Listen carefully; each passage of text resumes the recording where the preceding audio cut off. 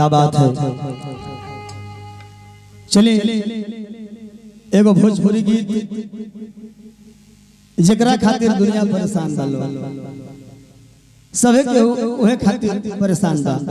ओ का चीज है? पैसा है। एगो गीत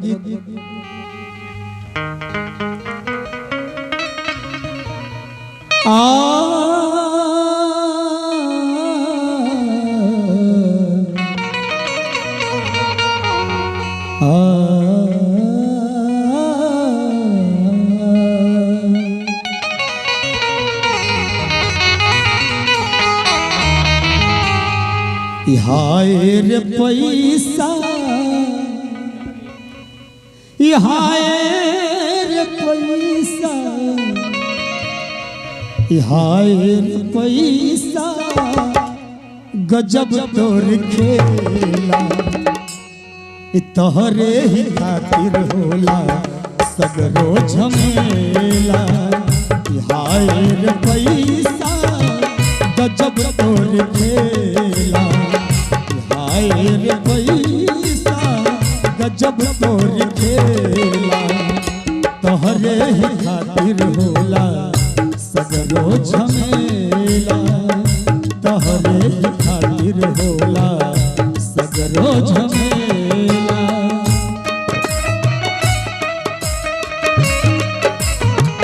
क्या बात है मास्टर, क्या बात है।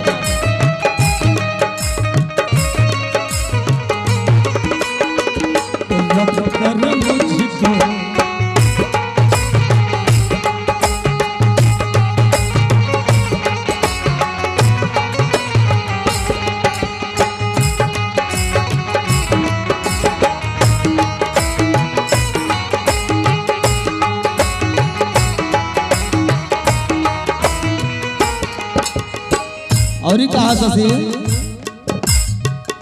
आज के जमाना में पैसे बाप माई, पैसे छोड़ाई देला पिठिया के भाई।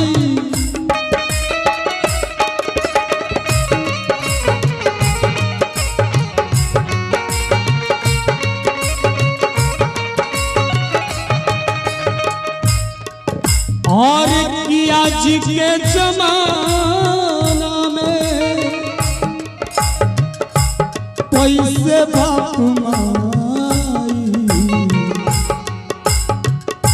पैसे छोड़ाई देला पिठिया के भाई।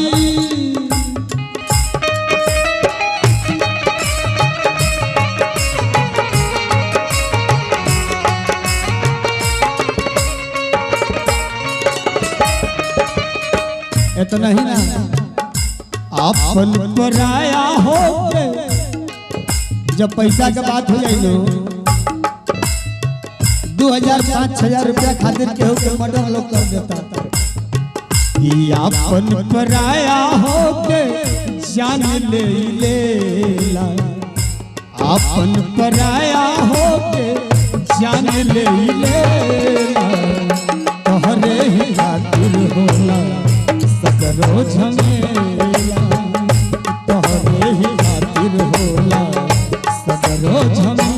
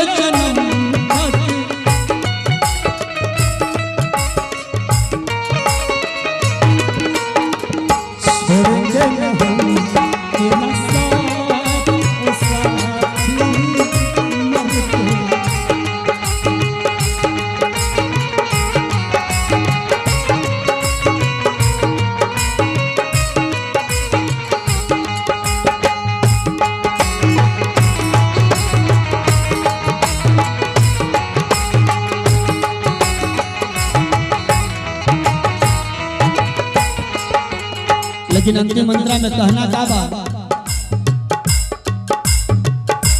कहे मुन्ना पैसा हाथ के हमई, पैसा के जब पीछे पड़ल दुनिया से गइल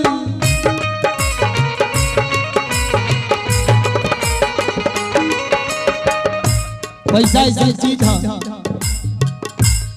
सब केहू के पता बा कि सिकंदर के भी हाथ खाली रहे जब दुनिया से गई तो हमने कौन चीज है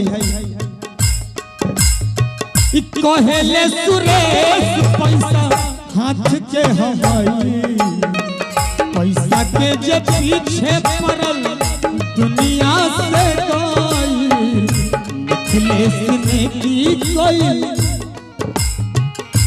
मुकेश ने की कइल